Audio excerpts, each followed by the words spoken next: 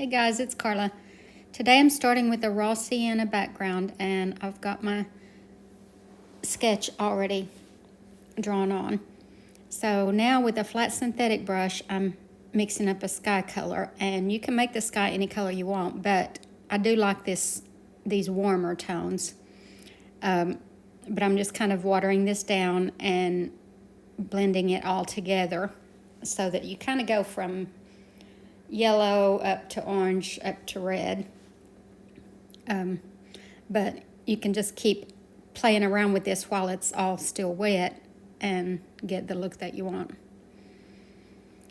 And now I'm going to mix up a color for my mountain, and this is just a distant mountain, and I'm not going to put any detail into it. It's going to be very non-distinct.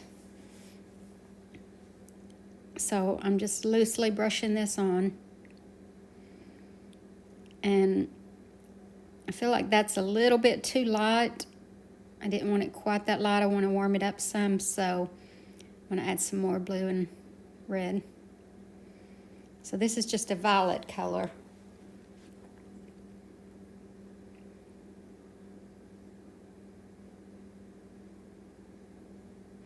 And I want the edges to be kind of soft. I don't want any hard lines right there at the top edge.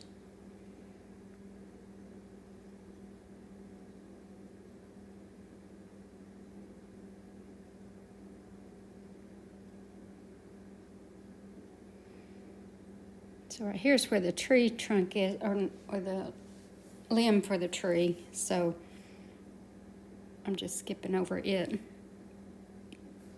And now I'm adding some, like a muted green shade for the ground. And like I said, none of this is going to be distinct at all. So I'm basically just putting kind of the indication of a mountain back there and the indication of the ground.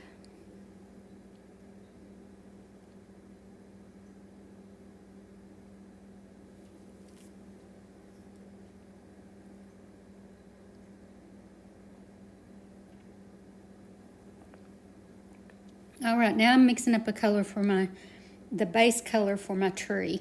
And I'm just going to kind of speed through and put this on because there's really nothing to it.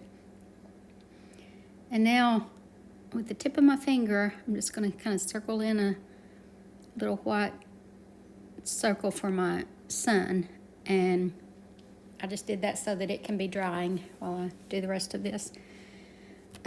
So basically with a flat brush, I'm just kind of scumbling in some bark and different shades, different colors into the tree, and I'll come back to that in a minute. So now with the sun, now that that's dry, I want to go over it with like a white and yellow mixture to kind of brighten it up, and to soften up the edges so that I don't have like a hard circle back there.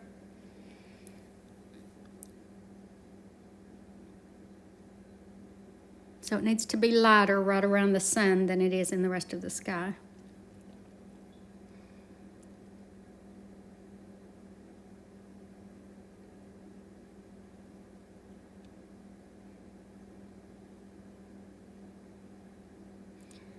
All right, now with a hog bristle brush, this is just a flat hog bristle brush, I mixed up some white and yellow to put a where the sun is shining against the tree, that edge of the tree. And so I'm just kind of tapping this on because it's bark and I want it to be rough, but I do want it to be bright. So, and then I'm adding other colors, orange, and then coming back to my yellow to brighten it up some. So this is just something that you can just play around with and add different colors to. And the main thing is just to have that bright yellow edge to make it look like a sunset. So now with some blue shade, and I kind of put some like where it would be the most shaded.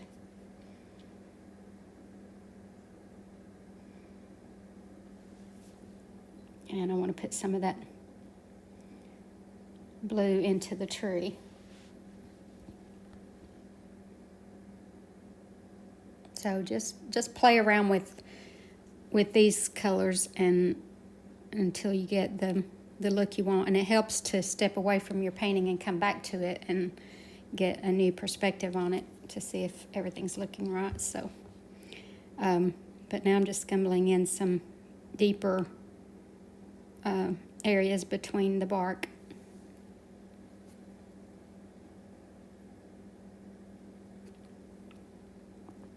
I'm still using that flat hog bristle brush.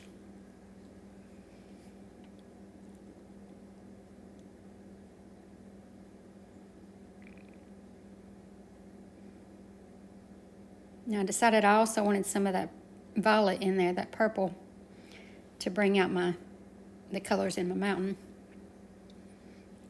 All right, so now I'm going to start on my bird. So I mixed up a black shade, which is just that raw umber and phthalo blue, and I'm putting in all my black areas first.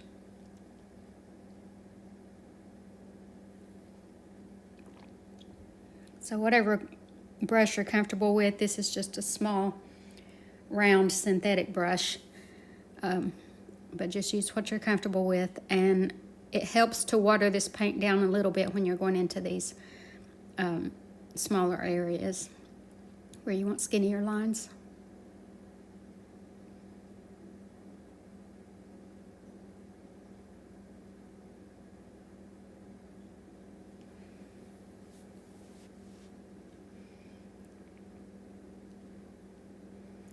Now with the bird, I just want to, I want it to be kind of warm in the middle, like the breast of the bird. I want it to be warm colors to kind of go with the sky. And then there'll be blue on the edges. But you can make this bird any color you want, but it does look good if if the colors kind of go with the painting, the rest of the painting. So just keep that in mind. It kind of unifies it all if the colors go together. So with this darker, where the blue is going to be, I want to put this darker shade, almost black, in that area so I can go over it with the blue. And so this will give me the depth that I need.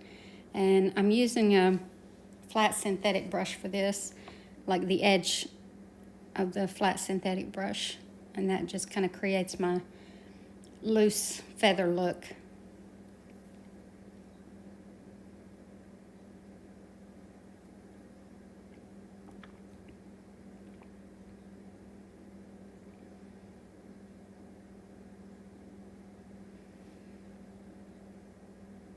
So I didn't even wait for this dark color to dry. The blue still goes right on top of it, so you don't have to dry between each step. Just if you start putting the blue on there and it's mixing too much with the dark, then go ahead and hit it with the hairdryer, but otherwise you shouldn't have to.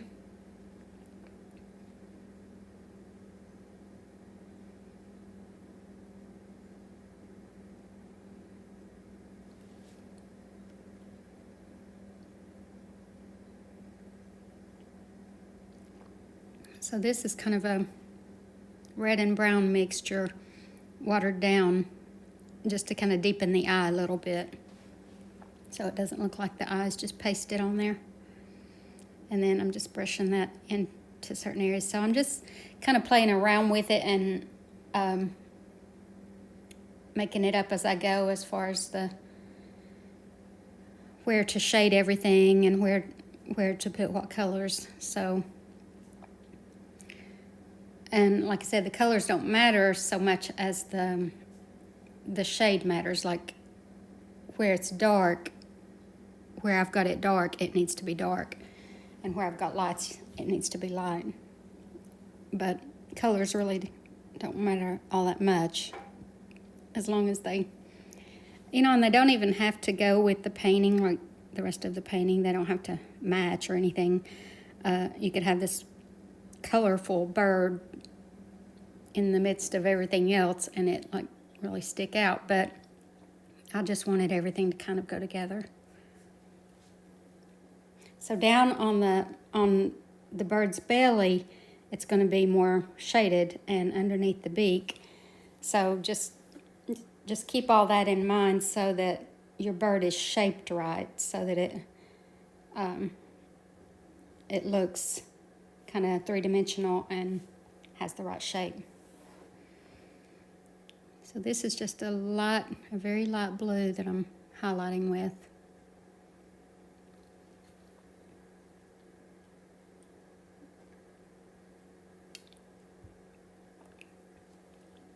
And now with some of the watered down dark color, I'm putting in some darker areas. This is just a glaze, so it's not covering everything up. It's just kind of adding a different flavor to it.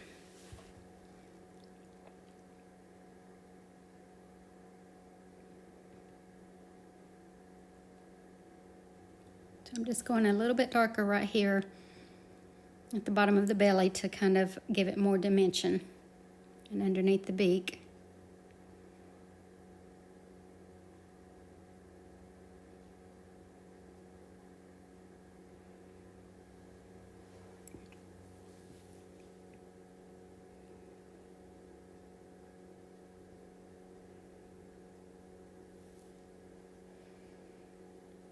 And just make sure that with these brush strokes, you keep them going in the direction that the feathers would be going, so that it makes sense. Now right around the bird, all the way around the bird, I'm putting this backlighting because the sun is behind the bird, so all around it would look like the bird was outlined or something. So I'm just tapping this in with the edge of my flat brush.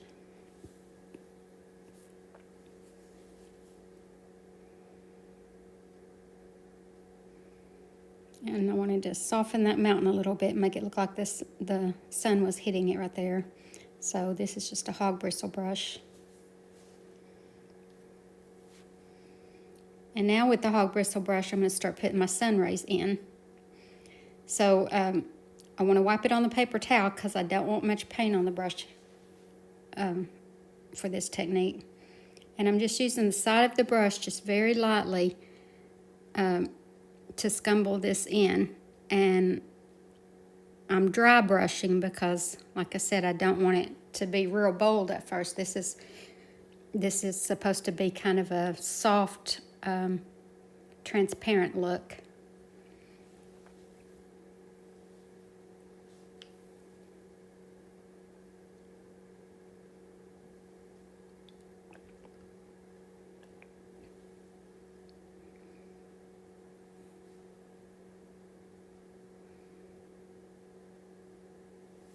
And I want it to be brighter closer to the sun, and then kind of fade off into the distance. So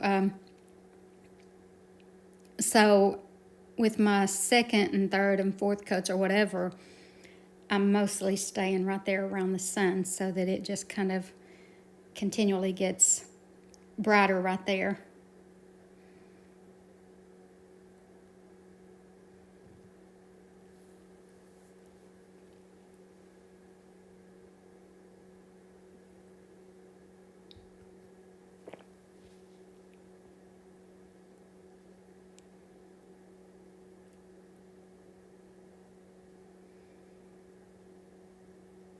Now I realized after this video was over that that I forgot to put a cast shadow for the bird onto the tree. So I went back and did that with that watered down dark shade. So that's it, guys. And so there's the cast shadow that I ended up putting back in.